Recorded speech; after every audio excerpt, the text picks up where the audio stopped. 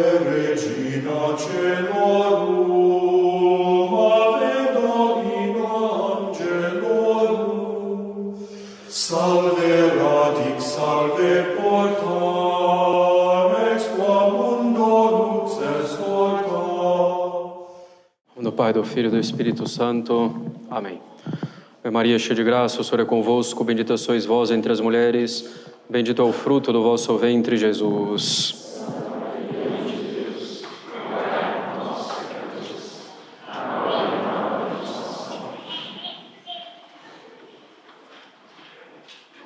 Sim.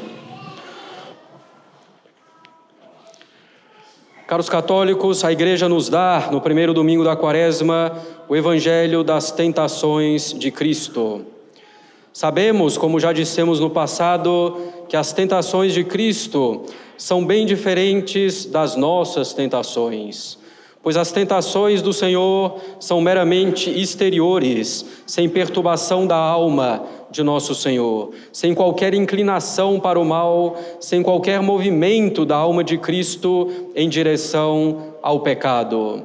Falamos também que Cristo quis que houvesse essas tentações para nos mostrar que seríamos também nós tentados e para nos mostrar as armas que devemos empregar para não cairmos em tentação. Por exemplo, não nos colocarmos em ocasião de pecado voluntariamente, se não houver real necessidade para isso. Ter vida de oração, nos impor algumas mortificações simples e ordenadas, conhecimento da doutrina católica para nos opor aos falsos argumentos, não ficar discutindo com a tentação, mas cortá-la logo, recordar os preceitos divinos e ter muita confiança em Deus, procurando servir a Ele unicamente. Começando nossa quaresma com bons propósitos de conversão, o demônio e o mundo e a nossa própria carne, quer dizer, nossas próprias más inclinações, colocarão obstáculos. Seremos tentados a abandonar nossas boas resoluções, seremos tentados a desistir nas primeiras falhas, seremos tentados a desanimar também pelo cansaço, por não vermos resultados imediatos ou pela dificuldade de fazer o bem que nos propusemos fazer. Logo nos damos conta na quaresma e na vida que não basta fazermos boas resoluções. Precisaremos de força para colocar em prática essas boas resoluções e não as abandonar rapidamente.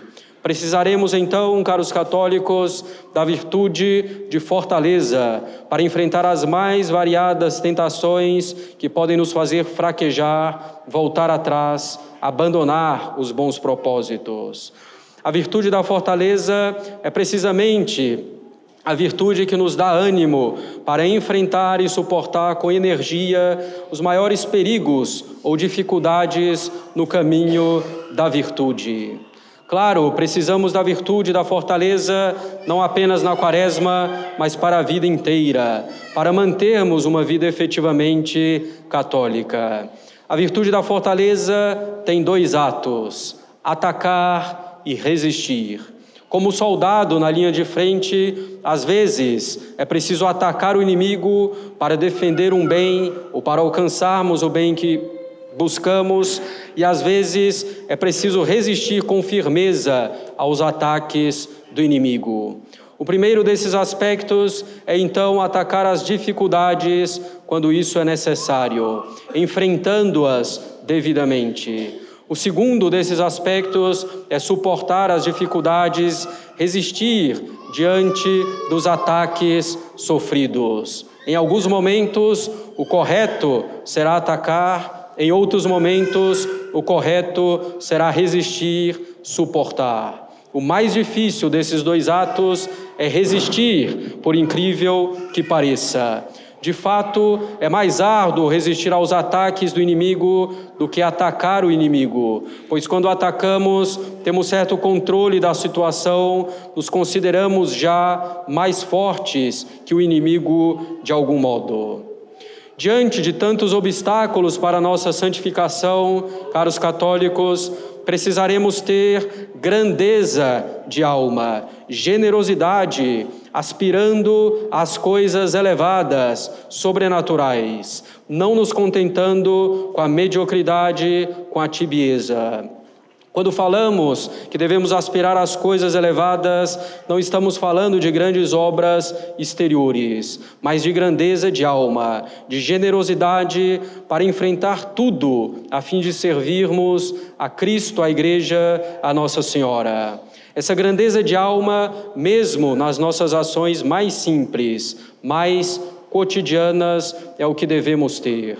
Precisaremos dessa grandeza de alma para enfrentar os obstáculos. Sem ela, ficaremos acuados. Trata-se da magnanimidade, dessa grandeza de alma, dessa generosidade para com Deus. Precisamos disso se quisermos ser fortes e enfrentar as dificuldades no caminho de nossa santificação.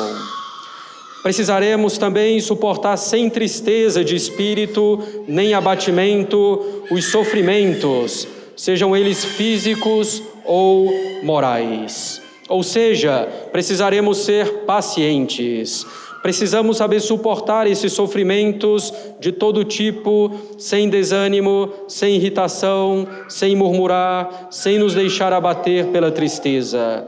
E devemos aproveitar esses sofrimentos para crescermos em humildade, em confiança em Deus, para crescermos na conformidade com a vontade divina, para crescermos no amor à cruz.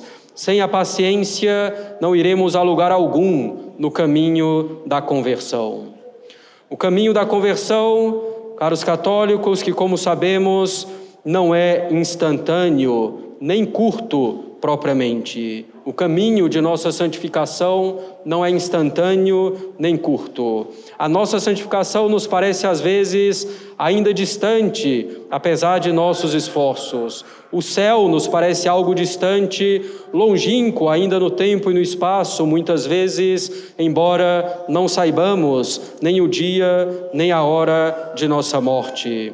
O fato de nossa santificação estar ainda relativamente distante, diante de tanto que temos para melhorar, e o fato de o céu nos parecer distante, tudo isso pode nos levar a um desânimo, ao desencorajamento por não vermos de modo claro e imediato os resultados que desejávamos ver.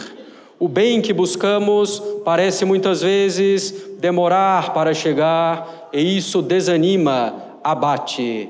Não podemos, caros católicos, nos deixar levar por esse abatimento. Precisamos resistir a esse desânimo, o que se faz pela virtude da longanimidade, que é precisamente não desanimar na busca de um bem que ainda nos parece distante de algum modo. E devemos saber que se agimos seriamente para a nossa santificação, nós avançamos, de fato, ainda que pouco a pouco, mas avançamos. Não devemos desanimar nessa longa empreitada. E buscando a nossa santificação, perceberemos também que viver bem, que viver virtuosamente no dia a dia traz as suas dificuldades. Uma coisa é viver virtuosamente durante um dia, durante 3 dias, durante uma semana, mesmo durante um mês ou durante um ano. Outra coisa é viver bem, praticando a virtude, os nossos deveres de Estado, os mandamentos, nossas orações, dia após dia, durante décadas e décadas. Essa continuidade na prática da virtude representa também uma dificuldade, e temos que suportar essa dificuldade. Nossa tendência, depois da empolgação inicial, é ir desanimando nesse dia após dia e dia após dia de prática da virtude. Claro, quanto mais vamos exercendo a virtude, mais agradável e fácil ela vai se tornando para nós, até porque corresponde à nossa natureza. Mas ainda assim permanece certa dificuldade. Para enfrentar essa dificuldade, na virtude praticada ao longo de tempos mais longos, precisaremos da virtude da perseverança. Precisaremos continuar exercendo a virtude dia após dia de nossa vida, sem nos deixar levar pelo cansaço, pelo desânimo, sem dar uma pausa na prática da virtude. Essas pausas na prática da virtude que damos às vezes achando que voltaremos melhor depois, são uma verdadeira tragédia. Essas pausas fazem que percamos o que já tínhamos conquistado. Buscando praticar a virtude, precisaremos ainda resistir aos obstáculos externos que aparecerão diante de nós. Os maus exemplos, os maus conselhos, as más diversões, as máximas do mundo, as ocasiões de pecado, as tentações que nos vêm do exterior. Precisaremos ter a alma forte contra esses obstáculos exteriores, ou seja, precisaremos ser constantes. Precisaremos da virtude da constância.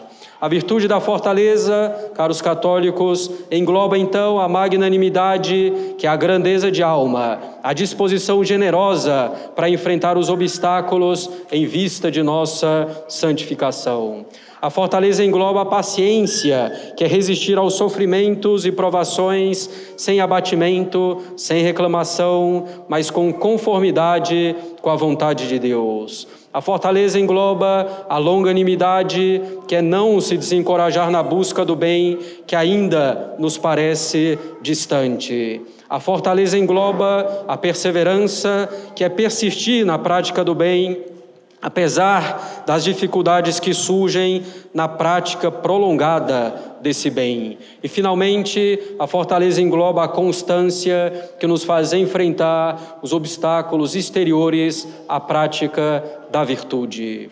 A fortaleza, com todas essas virtudes que a compõem, é a virtude que nos leva até o martírio, se necessário for, para nos mantermos unidos a Deus. Consideremos, caros católicos, agora o exemplo de Maria Santíssima, tão excelente na sua fortaleza, que mereceu o título de Rainha dos Mártires.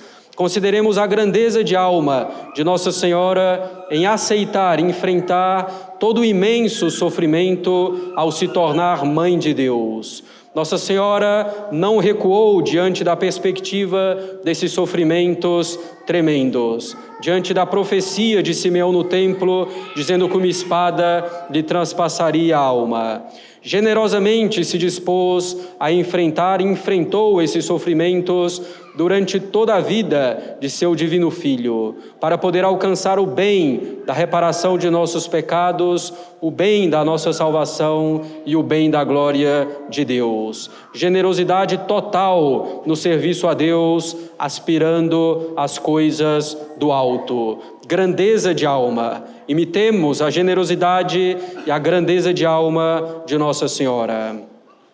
A paciência de Nossa Senhora diante de todos os sofrimentos e privações, sem uma queixa sequer, sem uma murmuração, sem abatimento, sem se deixar levar pela tristeza, mas abraçando a cruz e amando a cruz, vendo nela o meio de cooperar com seu divino Filho, vendo na cruz um meio de nos ajudar e de crescer na união com Deus. A paciência perfeitíssima de Nossa Senhora. Ainda a sua longanimidade, esperando sem desânimo o momento da redenção, o momento da ressurreição, durante esses 33 anos que deveriam parecer às vezes uma eternidade, esperando sem se desencorajar o triunfo de Cristo, esperando também sem desânimo o momento em que ela mesma iria finalmente para o céu. Não desanimou diante dos 33 anos que Cristo levou para consumar a obra da redenção. Não desanimou diante de tantos anos que ainda passou aqui na terra antes de se unir ao seu Filho no céu. A perseverança de Nossa Senhora, praticando as virtudes dia após dia, durante décadas, e cada vez mais perfeitamente, sem dar pausas, sem descansar na prática das virtudes, compreendendo que o repouso, na medida em que existe, está justamente na prática da virtude. a constância de Nossa Senhora diante de todos os outros obstáculos, diante de incompreensões, diante de zombarias, diante de desconfianças, de calúnias, de traições, diante de maus exemplos. Continuou firme no bem, sem se abalar. Nossa Senhora, caros católicos, é o modelo, é o nosso modelo de fortaleza. Em pé, ao pé da cruz, em pé fisicamente e na alma. A rainha dos mártires, pois seu sofrimento foi mais do que suficiente para causar a sua morte. Se permaneceu em vida, foi somente por graça divina.